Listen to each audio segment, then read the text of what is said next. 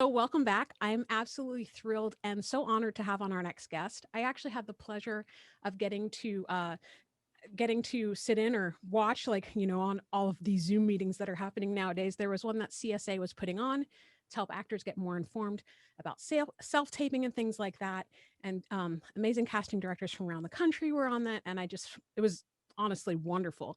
But I have to tell you, when I got to hear Erica Arvold speak, um, it really resonated with a lot of things that we talk about here on Beyond Technique, and just a lot of things that I think, but I don't often get to hear others say or casting directors say. So I just thought, oh my goodness, I want to talk more with her. I want more people to hear what she has to say.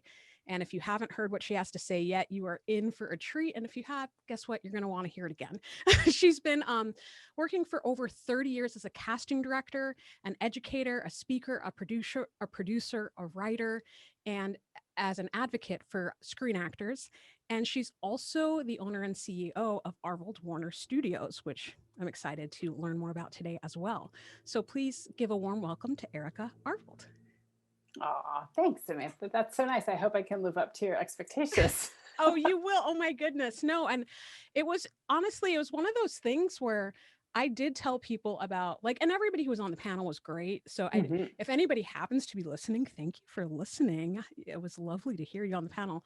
But it was just, there were certain things that you said and ways that you put it that I've never heard it put in quite that way. It's like you can hear the same thing 100 times, but you hear it the 101st time in a slightly different way, or that timing, and it feels different. You take it in, and it was just great. I told so many people about it. Oh, that's good. I wonder if it's still available to view. Oh, I don't know.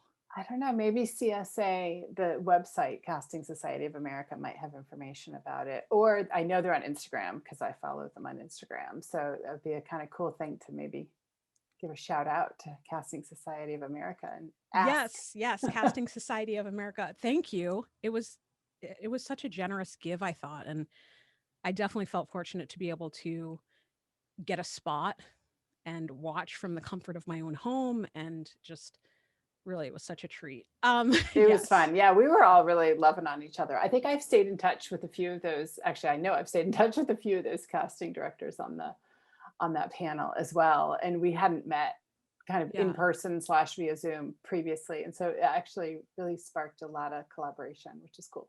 Yeah, that's awesome. That's really cool. Like, I know as an actor, people always say, well, casting directors are on your side, but to hear it from multiple casting directors across the country, and like who are working on big things, and just hear like you're on our side, and you're on our side so much that you take give your time during a worldwide pandemic to help us be able Well, to, to help you and help myself. I mean, I well, have to not be, too altruistic about this. Like, I mean, I needed a community. I didn't have in-person auditions anymore. I needed to talk to other writers and directors and screen artists mhm, because we all were without work, all of us. So that's why I did start the membership at ArvoldWarner Studio, was because it was very selfish and self-serving, I should say. And yet I just love bringing people together. I mean, what's the definition of my anchor kind of job? And that is yeah. casting, as you said. I mean, it's bringing people together, it's in my bones.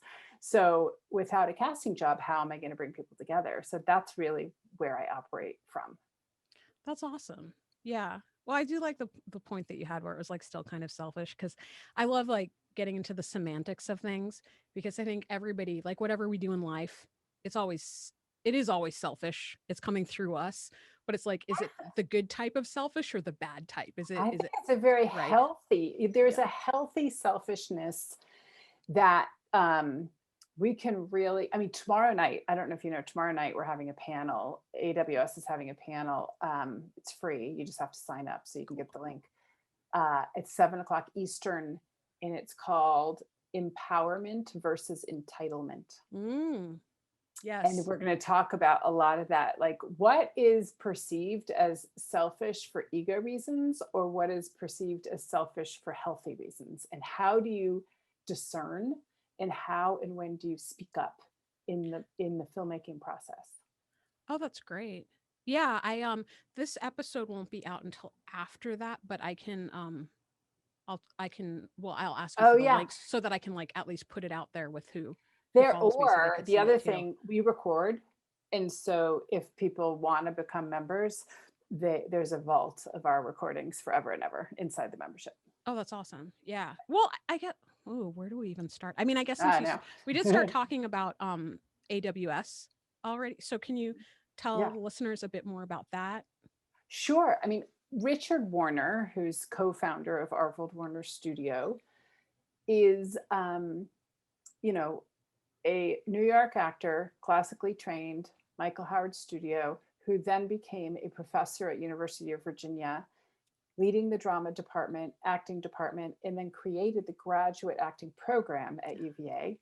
He has taught Tina Fey, among many, many other amazing students who still keep in touch with him because he is a magical human being. And when I guested at his place or in his classroom at UVA, when I first left Los Angeles and moved to Virginia, I we just started talking. And I'm not exaggerating, Samantha. We just didn't stop talking. We started talking Stanislavski.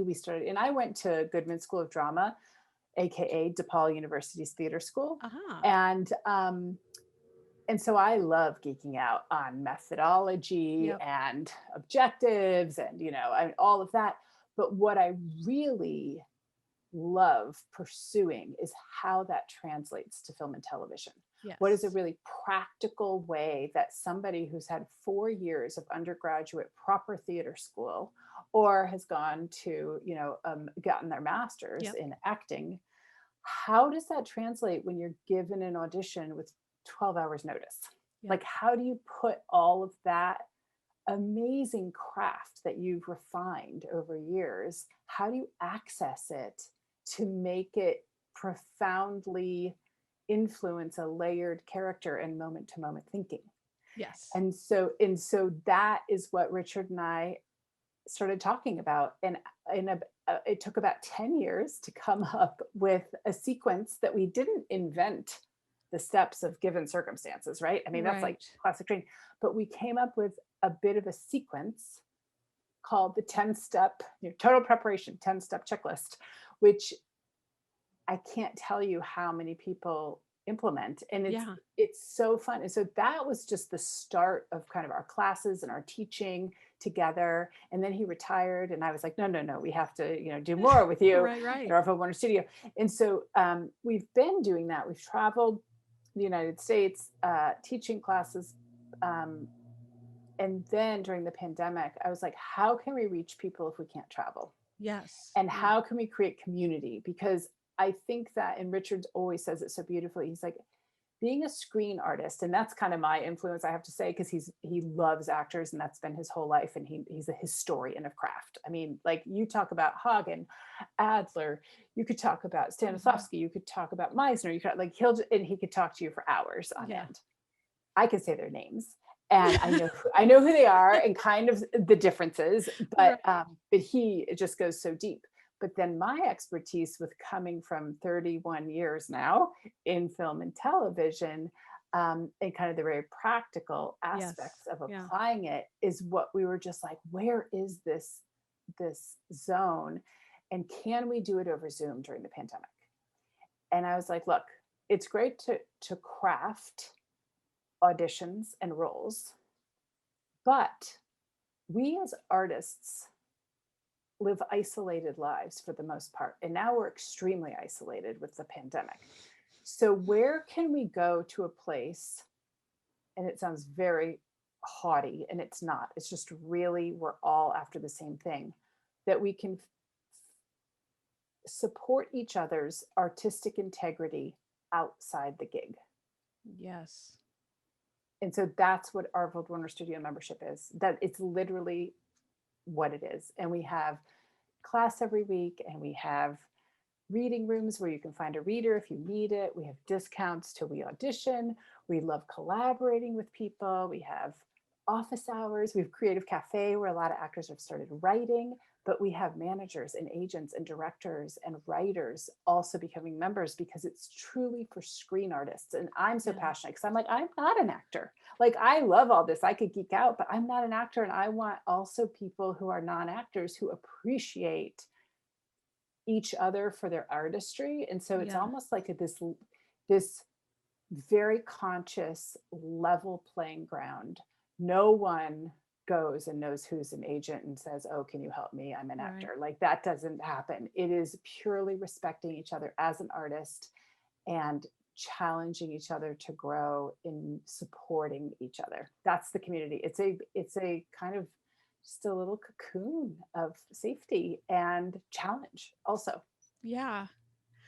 Oh, that sounds great. I'm looking forward to checking it out one of these days. I mean, Yeah. it's like, because yeah, I went to Northwestern for undergrad, and I got my grad at my MFA at UW, and so I totally like love geeking out about acting and theater and just the arts, just what it means to be a creative person, what it means to have this respect and curiosity about life and pull the out of yourself and connect with other people in that way.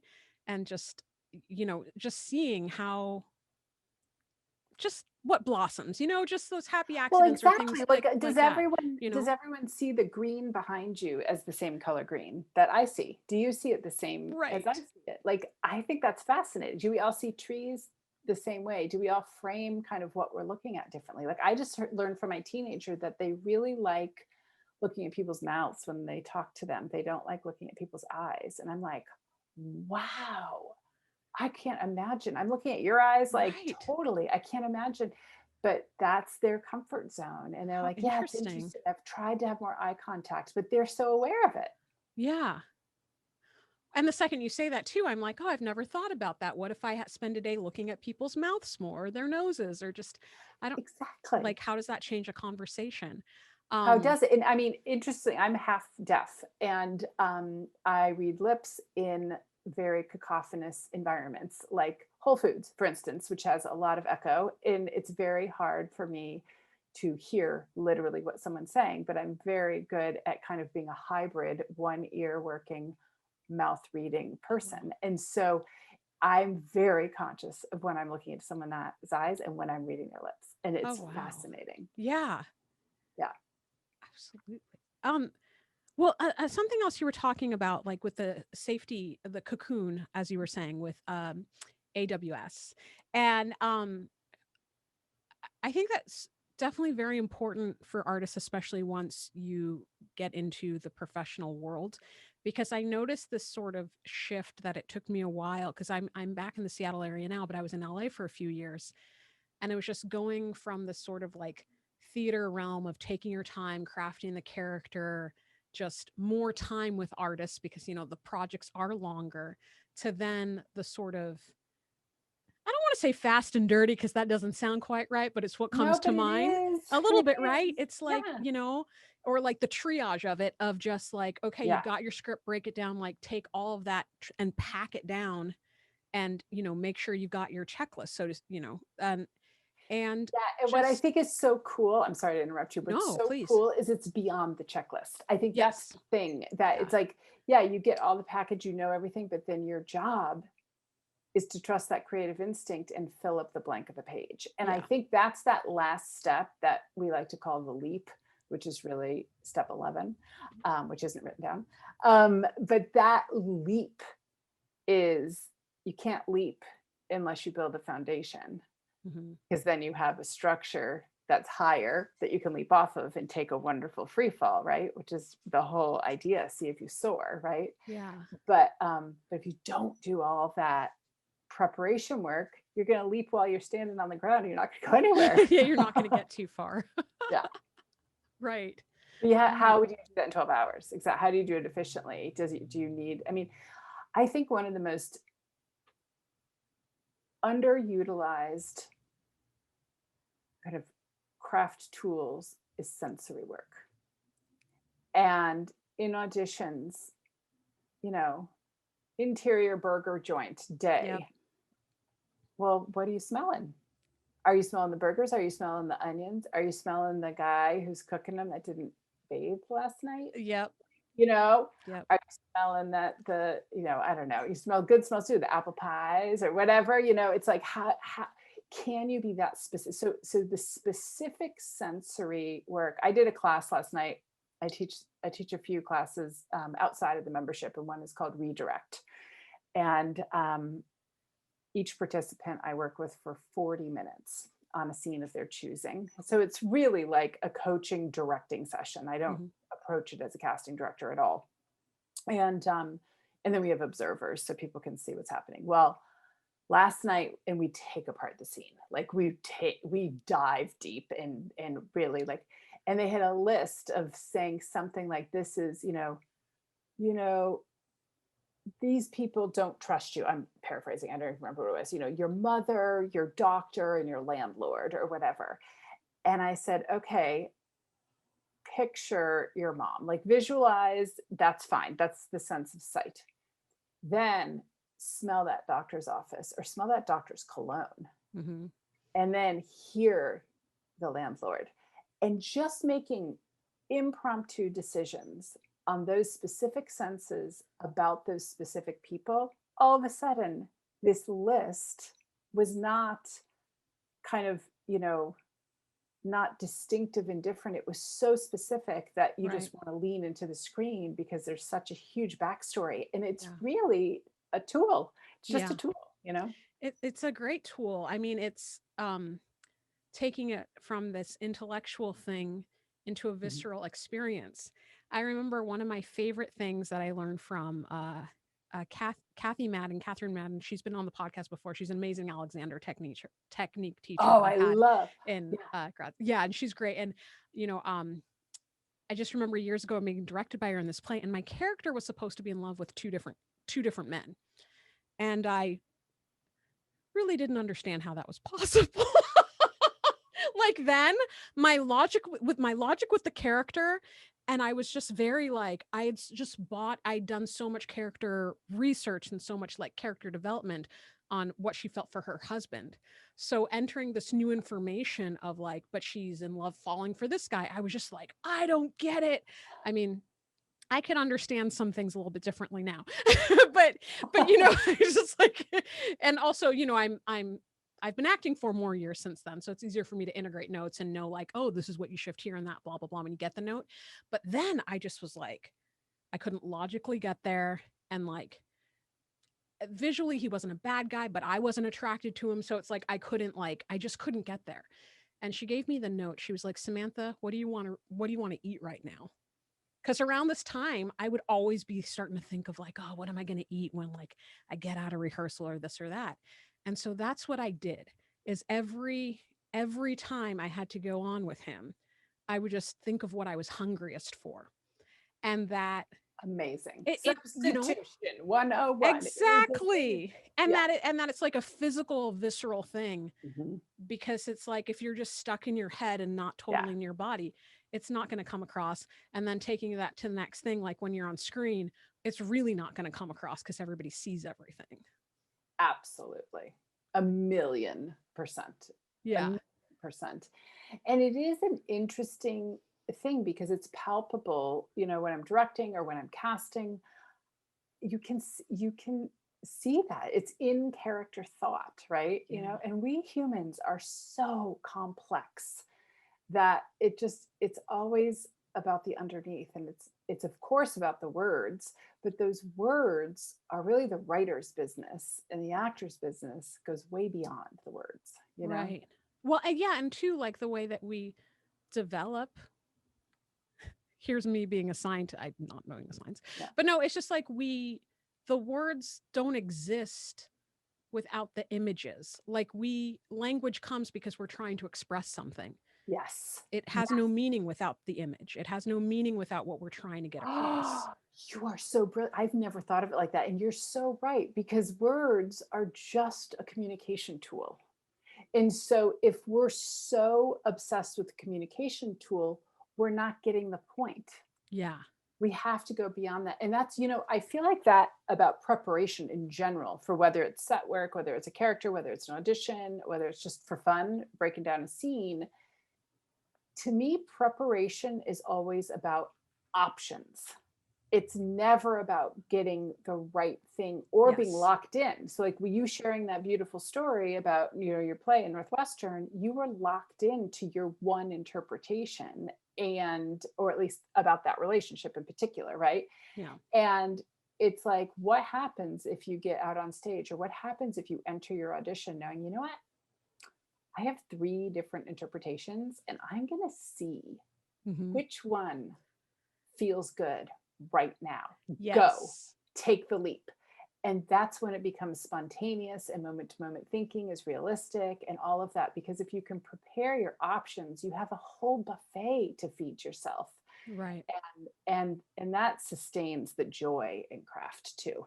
Because how many of us, myself included, feel like, oh, what do they want? Yes. And it's like, they want you to create Right. your own options. That's what they want. Yeah. Yeah. Oh, and I wanted to tell you, so the after the CSA, the Zoom call, Yeah. um one of the things I think you had mentioned, I taken notes on like what other people had said too, and I really was like, oh, I want to keep it the right note to the right person so everybody gets their proper credit. But I believe Are you you a Capricorn? are you a Capricorn? I am. Aw, I'm a Cancer. Okay. Oh, Yeah, no wonder we get along already. yeah, Okay. right. Woo woo. Um, and I believe you were I think you made the point about when you do another take. If you're going to give them a take Yes. and do another take, what is the difference? And to really change your relationship to the person, like how you want to make them feel, and to kind of just have fun with it and give them the option, unless if they say like they only want one, but you can give them two. And I don't know that I'd been doing that in my self tapes before. Like, given I'm, in Seattle, so I don't have like Mhm. a ton of film and TV auditions I get to do up here. It's a lot of commercial and corporate work. But I don't often like just throw in an extra take if they haven't asked for it. But this particular one, they'd asked to see me again because they'd worked with me previously.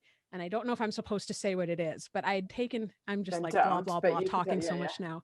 I've like, I booked out um, just because of the pandemic and wanting to help keep family safe.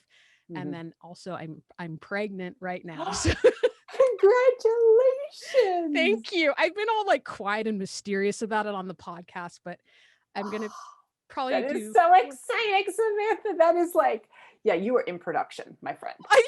yeah, definitely in production. Thank you so much. But yeah, when I found out, I was like, okay, definitely I can't go to set right now. I have to be like really Yeah. safe. But then I was really missing like acting. I was missing getting these opportunities. And I Mhm. was just like, it's okay. It'll happen again, but not right now. And then my agent messaged me and was like, hey, I know you've booked out, but they're asking for you to submit. Um, they're coming back to film. It's like, Yeah. for them, yes, please, yes, yes. I'll figure it out. They'll be safe if they cast me. But Yeah. anyway, um, I was so happy that I had the chance to take that, hear your advice Yeah. before the taping, because when I taped it for him this time, I just had a lot more fun. Like I always had fun with the auditions because Yeah. it was like a fun experience. But I had more fun with it. And then when I did the second take, I was like, a I'm going to do a different type of character. The first one, she was more like happy customer service, like you're here. And Mhm. the other one was very like snooty, like, you don't know what you're doing. Let me show you how to do it type. And because either could have been supported by the script, it didn't Yeah. really say. And it just was, I just had a blast. I don't know which one of those takes had them say, yes, we want to work with you again, but it did work. And so I'm excited. I'll get to be on set Oh, in a couple that's of weeks for cool. that. Oh, congratulations. That's great. Thanks. Yeah, I mean, I think for certain size roles, especially in film and television, sometimes they say 2 takes are okay. And sometimes, like with one-liners, people will just send 2 takes without being asked. Yeah. And If depending on it's the like a casting shorter. office. Yeah, and some casting directors are like, oh, and some casting directors are like, okay, that's great. But in my brain, if those two takes are so similar, but not that different, like I love it because you really, what you did is you changed your objective and the relationship in both of those takes. So you wanted to really please, maybe have someone, buy $1 million worth of stuff or whatever it was in that first one, right? Where Mhm. you're happy go lucky, but if you're on the other person, it's really making them feel comfortable, right? Yeah, So if you yeah. were active with that objective, and then the other one was you're trying to get them to leave, you didn't want them at all there, right? So it's like, so you were there to help or you were there to hinder, which is the perfect, you know spectrum of objective change, and then, you might have even incorporated, when you just said it, the snootiness, maybe this is someone who wasn't either as classy as Yep. you or Yeah. younger than you, and so then you started playing with the relationship, and it's interesting, and sometimes they can be more nuanced than that, especially in specific genres of Yeah. like there's been a lot of kind of documentary style acting. I think it has a lot to do with, HD, what we're seeing now. We can Yeah. see people's pores and their thoughts. We're not in the beautiful Charlie Chaplin era anymore, Yeah. where a camera was essentially a proscenium theater, you know what I mean? And you Yeah. couldn't move it Yeah. because it's so big. It's as big as my room here, you know what I mean? You can't move it. So the actors had to move around it, which is more theater like. But now a camera can get anywhere. It can get up your nose. It could get in your eyeball, And so Right. so there's something about realistic, mumblecore, right? It's taking everything so realistically, and so sometimes those two different takes um might be more palpable, and it's not hair up, hair down, glasses on, glasses Exactly. off. It's more palpable when it changes objective or change the relationship. Right. Yeah, and I love that.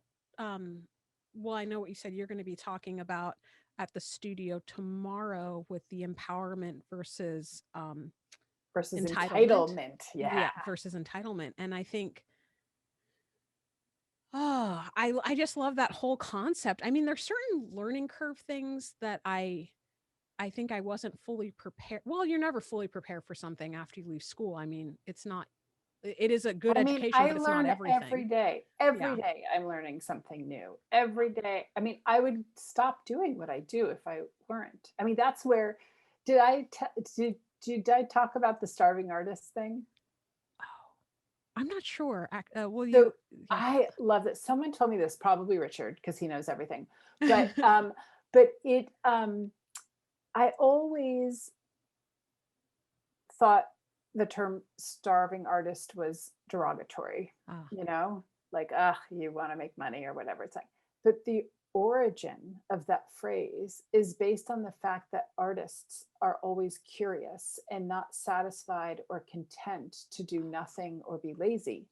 And so a starving artist is a grand compliment for someone who's always oh, seeking expansion, always seeking to understand more, always seeking to even understand humanity or other people that are not like them.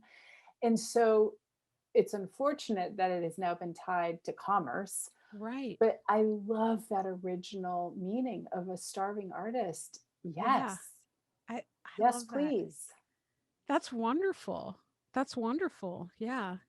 I always used to, when people would say starving artist, I'd always say, no, I don't want that. I mean, even I had, my time of working 3 jobs and, being super busy and this and that and not doing it for the paycheck. But I was like, no, why should I have to suffer just because I want to make art? Like Right.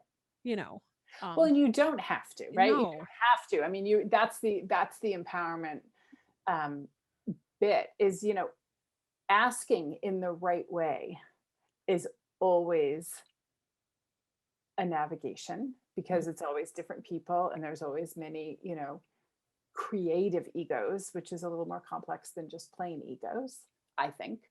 But but then when is it that you really need to advocate for yourself? What situations, and I usually learn because I'll back down, and then I kind of kick myself and go, okay, I committed. So I'm doing, mm, I'm going for it. And then I'll know next time. And I think I don't know anyone who's, I mean, you could name the most successful person, whether they're a studio executive or a pure creative or an artist or whatnot, that doesn't still, uh, no one has the answers. Nobody. Right. Yeah. Oh, and getting to that point too where you even know what questions to ask. Right. And Yes. yeah, that's huge.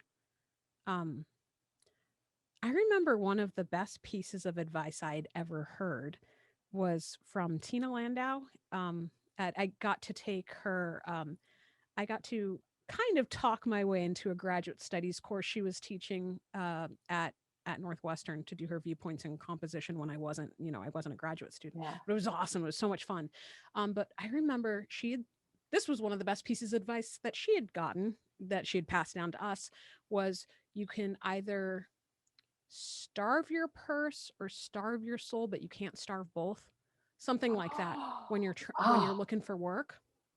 thank you. That's amazing. And yeah, I think, gosh, I love that. That is great, because I think, like, in our step one, we usually talk about, does this does this creatively and professionally resonate with you? Oh, And creatively, it's starve your soul or not, right? Does yep, it feed your soul? We're yep, just coming at it from a feeding point, right?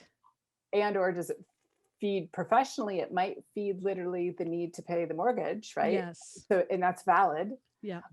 Or it might feed professionally, the desire to work with Ava DuVernay. Like, that might be it too. You know what I mean? It's like there are all sorts of factors that it may do. Or this is a favor that you want to do, that you know what I mean? Right. There's so many reasons, but that's always step one, because I feel like even if it's a one word role and you're starting out in your career, starting at it from the position of your own value and worth Yes. is your own mindset. This Yes. No one's affected by this step other than you, the artist. Hmm. And so if you're like, does this creatively, do I want to? Yes, I choose to audition. That empowerment right there, with Yes. no one else being involved. You don't have to even tell your agent, I'm vacillating on it. You don't have to, you just have your own process of choosing Right. to, yes, accept this audition and then have fun. It's like you're starting in the I mean, I think you're starting in the stream of how all other key department heads work, honestly. And then it's like everyone's thinking in the same direction, Right. because I think sometimes actors in particular want so badly to please and get it right Hmm. that it's equivalent to swimming upstream when everyone else is floating downstream. So just starting with the floating downstream analogy is coming at it like a production designer would. Is this create Am I going to be able to come up with something cool? No, I mean, I don't think a production designer, at least the ones I know, are going to take a job going, okay, what do they want? How am I gonna? I just need to first find out about this one corner of the Right. paper that's in this scene. Like, no one's going down to highlighting their lines Right. equivalently. Everyone's looking at the big picture. Yeah. Is this going to be good for my family? Am I going to be able to be on set for 2 months or away? Or is it going to be creatively fulfilling? And why not practice that with the itty bitty roles? Why not? Because those Yes. roles, itty bitty or not, are really important. Right. Yeah. Yeah. The mindset is, it's huge. And how you're, um, how an actor can set themselves up, or not, just anybody. But Yeah. of course, I'm often talking about, like, from the actor perspective of, like, making up your mind that whenever you do your audition, you're in a win-win scenario. Yes. You learn something, you get a chance to perform, make your scenario so that you know that you're going to win, whether or not you get cast. Don't make something that's out of your Yes. hands the objective, because you have zero control over it. And then you'll just feel like a failure or whatever if you don't get it, which ultimately, who knows the reasons why. I mean, well, you Exactly. might, And you're the casting you're there. director, but Well, I mean, for the yeah. actors, they Yeah. don't, And half the they don't time, know. I don't know the reasons. I mean, it's like, I think Bryan Cranston says this. I think Viola Davis says this. I think Oh, like a million actors say yes, this. And it's love like, them. take care of the character. That's your Hmm. job, taking care of the character. that's what you have control over. And Yeah. there's preparation and everything, but that has nothing to do with the result, right? Right. Yeah. And there's so many I ways to love interpret the that. idea of take care of the character, like that you put it that way. Because I'm definitely like, I well now that I'm aged, no, now that I'm like older and stuff, I'm better about like, well, I never like to see anybody get taken advantage of. But if I was like at a job or something and somebody was being a little rude to me or this or that, I'll, I'm going to be professional. Maybe I'll put up with it within reason, right? So I'm just thinking of my threshold of how much I will deal with Yeah. versus if I see them do that to somebody else, I will not tolerate that behavior. I mean, I'm not going to go make I'm still Hmm. going to be professional, but I'm just saying that um when you care for somebody that's not yourself, sometimes you do treat them kinder. And so I love the Yeah, idea it's of a taking thing. care of the character so that it's easier to make it about them. Hmm. Your focus is already not in a self-conscious place. And then you can more fiercely protect them, more fiercely do what you need Exactly. to do and not worry so much about do they like me? Well, it's not about me. Do they, they're going to like this person because I like them. Yes. you know? Exactly. It's like your best friend, like bringing your Yeah. best friend to the party. Look, everyone, it's my best friend. Like, that's really cool because I talk a lot about, and Richard talks a lot about, and all of our AWS teachers, which we have a nice, really beautiful ensemble of teachers, but they talk, we always say, and Richard had a, teacher early on in his career who was like, get off of yourself and get into the other. And he talks about that a lot.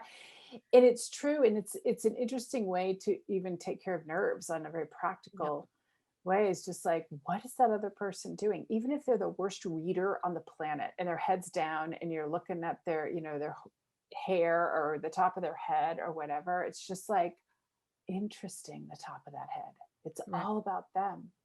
And it helps calm everything down and get out of the head and into the body. It makes it active. It makes it actually it makes a connection. Yeah. I've got this other company called Meta that you might not even know about, that is corporate training, and I teach how to use the lens, like right this second, how to use that lens and like where to put somebody on the Zoom or on whatever virtual platform they're using to connect. And I work with a lot of salespeople, Oh, laymen, not actors at all. But how do they adjust to this online thing? And of course, it translates to in person as well. And so much it, profound change comes when they all of a sudden are just concerned about the other person. That's it. They're trying yes. to take Yeah. care of the other person and not, really listening and not thinking about what they're supposed to say next to get the sale, right? Right. Really listening. And so it's so cool because I love that you just applied that concept to the character too. Thank you. Well, you inspired it. So I'm excited for that gem, like to Yeah. have that gem. And uh I'm not sure the next time that I will audition because of this little hiatus here, but I'm gonna, Well, weed a or you squirrel that probably, away. I mean, very practically speaking, when you're ready to tell, if you've not already told your agents and your representation, I mean, I can't tell you how many times I have gotten over my career occasionally, like, okay, who are great actors, but we also need someone 7 months pregnant. And like, it's like this very specialty thing that Yeah. when you got a big old bump, maybe you do, I can't see right Oh now, yeah. but No, I'm then it's pretty huge like, right now. there you go. I know. Oh, so exciting. If you're Thank up to, you. yeah, it's Yeah. Yeah. I know it's been kind of, well, it's just there's been kind of a bit less going on with just, yeah, yeah. totally Yeah. So, understandably. but yeah. Oh, I'll digress too much. Okay. Okay. So I could I, talk about babies all day. We don't have to make this about oh business my at all. goodness. We could talk about my baby is about to go to college. See, and I say this with the utmost respect, but when you like, I was reading the over 30 years, and then you said a teenager and these things, and I'm just thinking, okay, fountain of youth. Like you, you like started right when you were born calling the shots. You're very sweet. I have passed the 50-year mark. Are you serious? Yeah, Shut I'm the 51. front door. No, I'm 51, indeed. Oh, girl, look at you. Oh my Thanks. goodness. Seriously.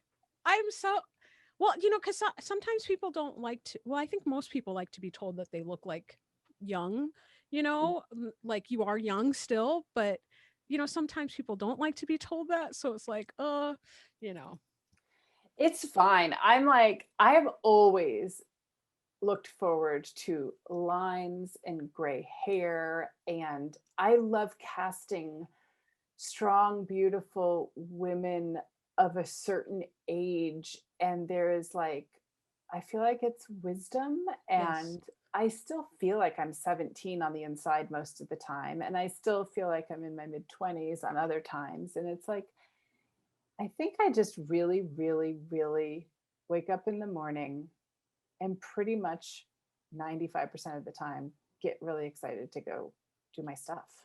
See, Like that's it's the so luckiest thing in the huge. world.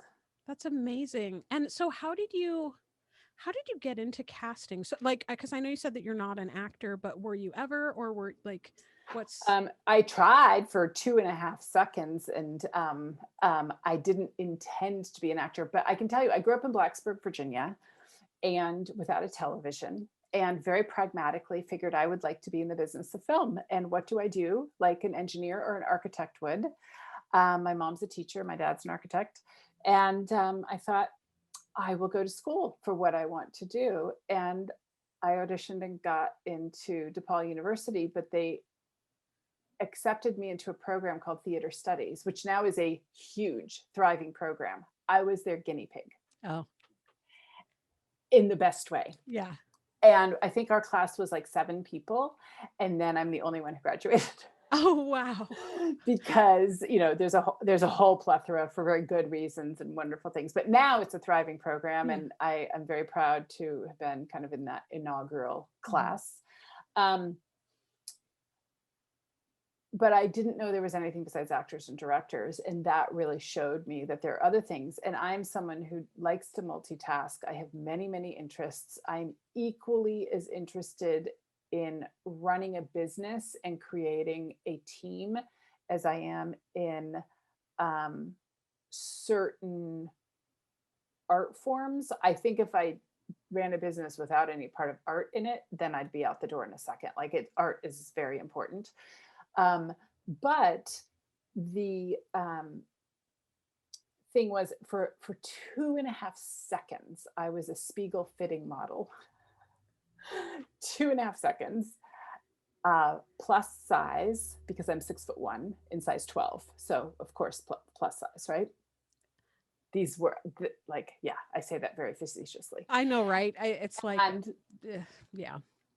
so, but I thought, why do anything else? I'm going to go travel the world, Yes. whatever, It's so, just so young and naive and hopeful and wonderful. And anyway, the associate dean ended up honestly getting me an internship, because I don't think they knew what to do with me. I think I was, Gillian Anderson was in my class. I mean, there were all sorts of Oh, amazing wow. people. She was in a Yeah. master's and I was an undergrad, but we were all together at Yeah. this, because it's a conservatory. And Right. so, and I think they were just like, and they called a woman named Jane Alderman, who was indeed a part-time teacher there to help actors transition to the professional world, but she was a professional casting director and former New York actor herself.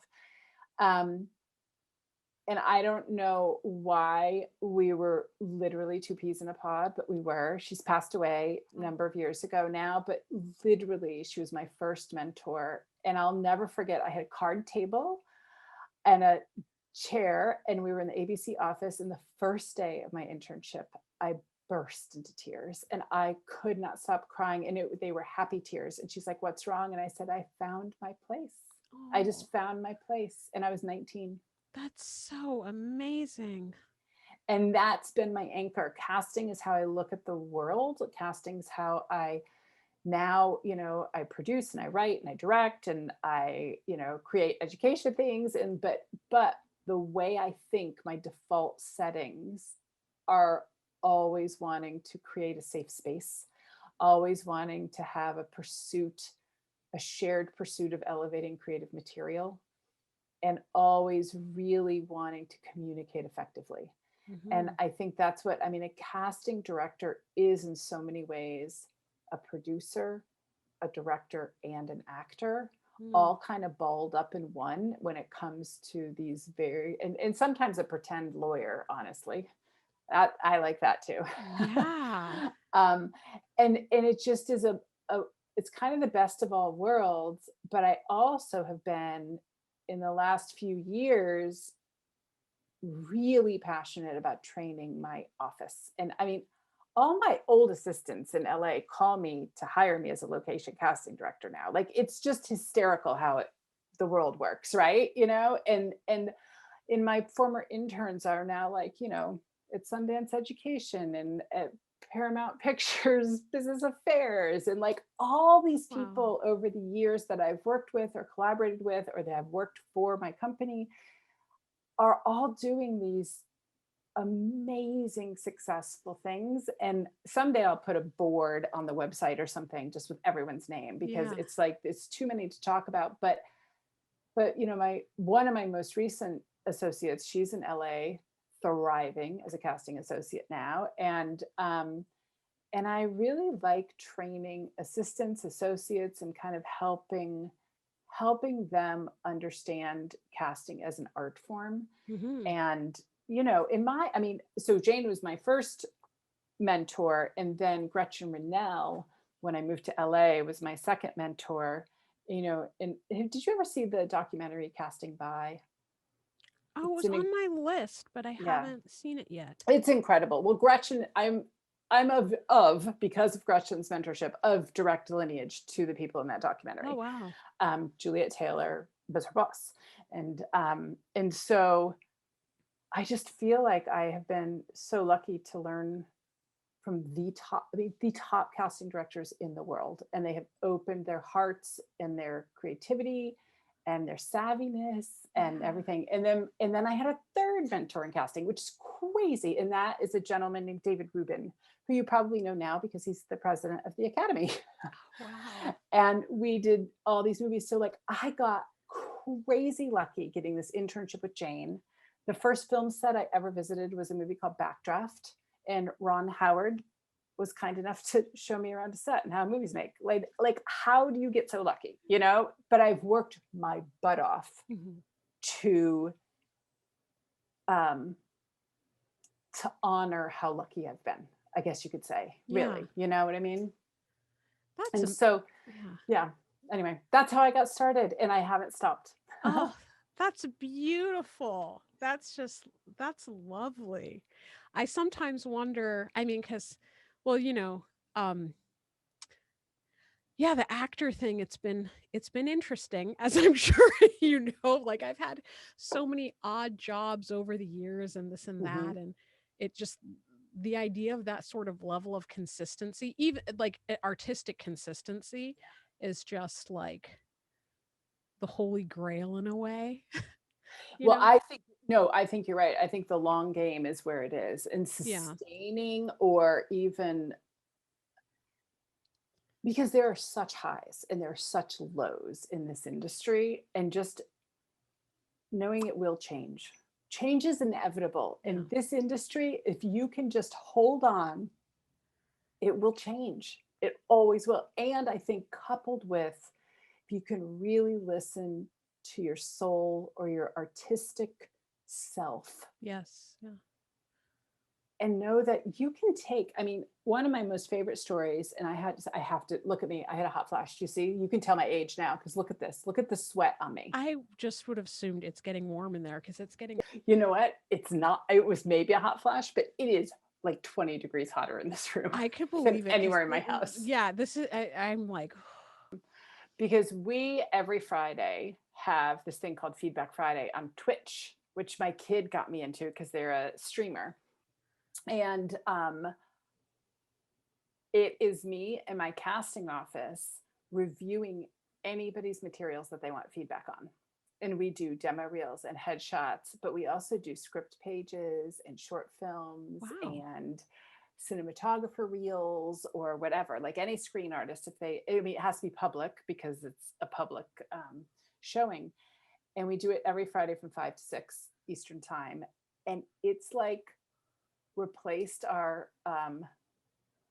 office talk. And so it's our education department, but you get to see our casting office. So it's like Yeah. the only time I mix education and casting, because otherwise they are so truly mutually exclusive for my brain. Yeah. And I don't think mixing that is a really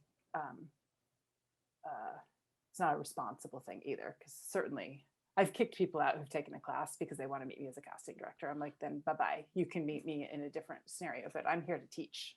I'm not Yeah. here to look at you as a casting director. Which sounds really harsh, but I really have to draw that line because it could be misconstrued. And I'm crazy passionate about it. So, Yeah. but every Friday, just come join us on Twitch and watch, because it's hysterical. And sometimes I live stream them on Instagram too, but it's a bad angle. And on Twitch, it's way better. But we're stupid together. You can really see how an office interacts if you want to see crazy Oh, things. that And like, sounds. I just left and came back and you're editing it out, which is great. But like, you can leave it in because I do it every Friday. That was my point. Oh, well, that's awesome. Oh my goodness, there's so many. I'm just looking at the time. There's so, because I wanted to Okay. ask you, because Mm. okay, you said it's how you see the world, like mostly, right? Is Yeah. influence as you being a casting director. And I know like you love connecting people, educating people, with arts and everything like that. But how else could you say that it's defined like your worldview, or how do you see things maybe a little bit differently than say somebody who's not a casting director, or Mm. like what does that really mean? I um I think when you're a casting director, you are you have to have an empathy gene, and you really utilize the empathy a lot, but you also use your creative intuition a lot. And you have to trust your gut. What's the right casting decision? It- like it's like you can advise, you can decide who to bring in, but it's an artistic voice that you Mm. have to have and you have to develop. And so I think that has influenced, I mean, I'm an accidental CEO, right? Like I have a company and offices and staff, and I didn't go to school. I went to theater school. I didn't go to, you know, I did get a minor in entrepreneurship, but Mhm. I I think it's really let me know it's okay to make mistakes. It's okay to trust my gut. It's okay to learn. It's okay to pivot. It's okay to change in the fast moving of casting something, the fast pace of being responsible and how quickly things change. Like I adjust. I'll move my living room furniture around. Like I've always done that. I like Yeah. change. I like and I think the other thing is, like I'm a painter, I'm an artist. I've been a painter since I was like literally 6 months old. Like I can't not paint huge canvases. And it's half therapy, half, Do you use a just particular medium? yeah, I do acrylic because it dries fast and I can make Yeah. layers. Cool. And the and I usually paint with my fingers. Like I'm just a giant finger painter. This is my grandmother used to say. She's like, you just make giant finger paintings. I'm like, well, that's what I like doing. Yeah. But painting on the screen is the same thing, right? With other screen artists and actors Yeah. and cinematography and everything. It's all just making beautiful pictures that then connect to make a story.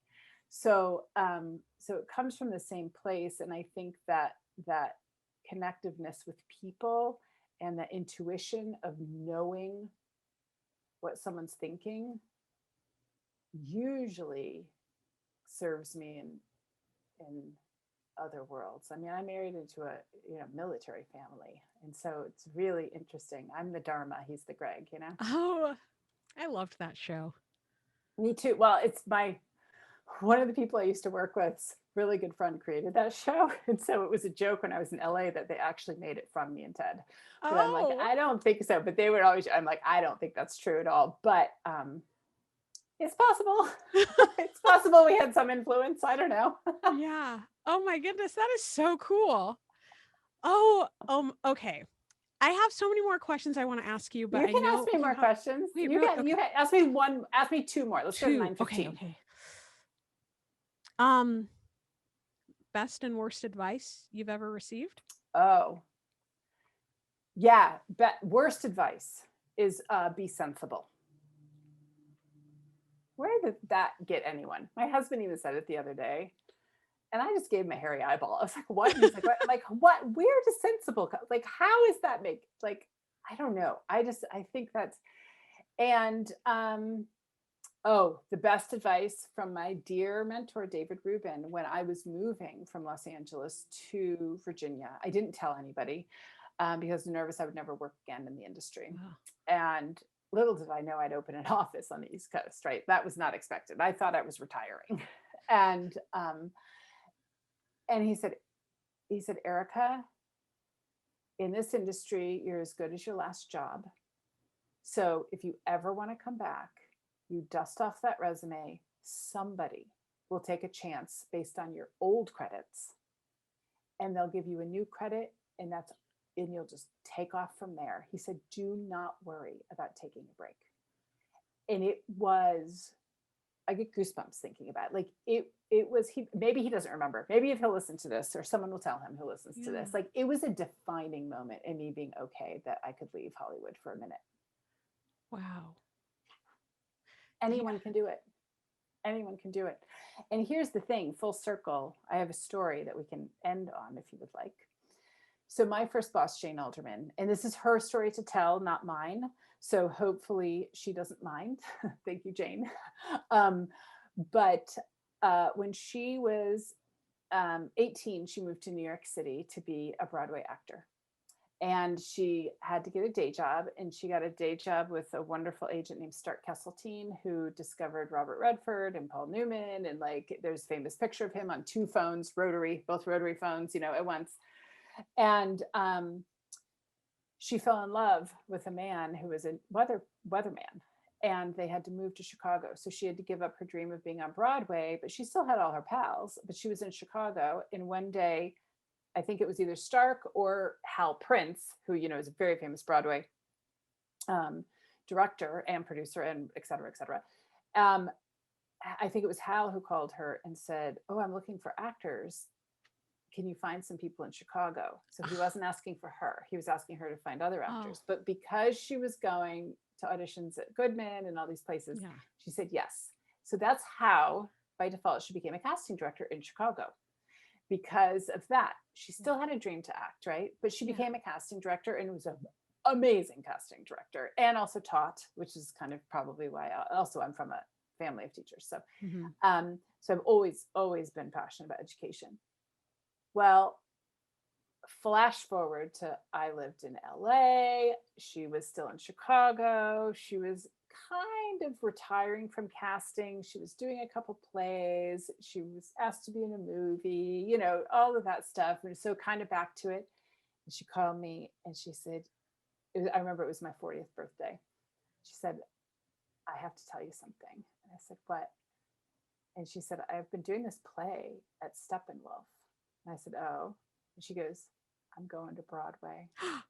At 70 years old, she made her Broadway debut with Superior Donuts. Oh, And I went and saw her, and we had a blast. And literally, that's my message. And I tell this because you can take a break. You can get off your course. You can have a baby and be a mom for as long as you want to be. You will always be an actor, and you can reclaim it at any time. oh my goodness. Now you're making me cry. Before my eyes were just like bothering me from like the bright and I have on contacts, so I'll wipe it. But no, these are tears now. Thank you. I needed that. You're welcome. Yeah. And I'm sure listeners, you needed it as well, too. Some of you out there. Oh my goodness. So, yes, I just want to thank you again, Erica, for your time. Thank you so much for coming on the podcast. Again, you guys, be sure, please go ahead and check out arvoldwarnerstudio.com/membership. Of course, I'll have that in the show notes. Check her out, Erica Arvold, at Instagram and also Twitch. And then, as always, if you enjoyed the episode, please like, subscribe, share. Go on over to Apple Podcasts, leave us a 5-star review and comments. That just helps get the word out, helps more people get to enjoy its message. And then, if you are looking for a coach to help you with performance skills, so you can communicate more fully in voice, body, and mind, whether you're an actor or not an actor, you can always reach me at beyondtechniquecoaching@gmail.com. So thank you so much, and please continue to stay safe and stay healthy.